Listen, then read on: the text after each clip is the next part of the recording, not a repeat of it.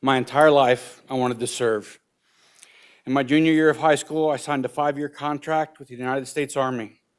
Then 2 days after graduation, I reported to Fort McClellan, Alabama, for training in the Military Police Corps.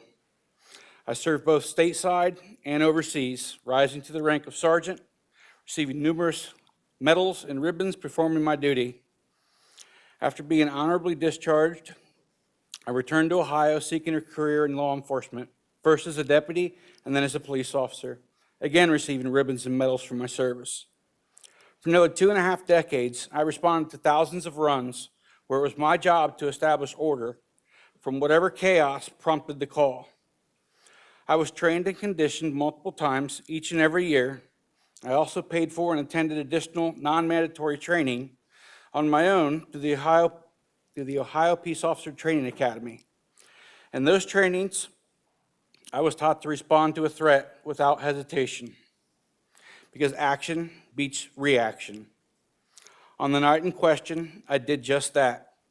I saw what I believed was a silver snub-nosed revolver rising up to me. I yelled, "Gun!" "He has a gun," to my partner, so she knew what I saw, as we are trained. And I reacted the same way I had in hundreds of training scenarios. I drew and fired my weapon to stop a threat, to protect myself and my partner.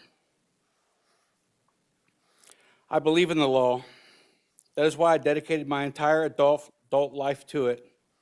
I feel my actions were justified and within the reasonable officer condition and the standard as set forth by case law.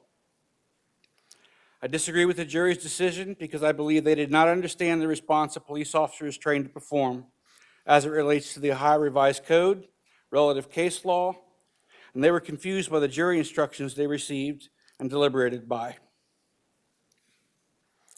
So because of that, I will be appealing the ruling, not just for myself, but for everyone in the law enforcement community, doing a complicated, dangerous, ever-changing job in a world of policing. This decision in this case has far-reaching effects on the police departments of this great nation. With that said, I would like to thank my family for their support with my long battle with cancer that coincided with this process, of which I am still recovering and continued treatment. And additionally, I would like to express my overwhelming gratitude to my friends, brothers and sisters wearing the badge for their continued support and encouragement to stay strong and have faith in our judicial system.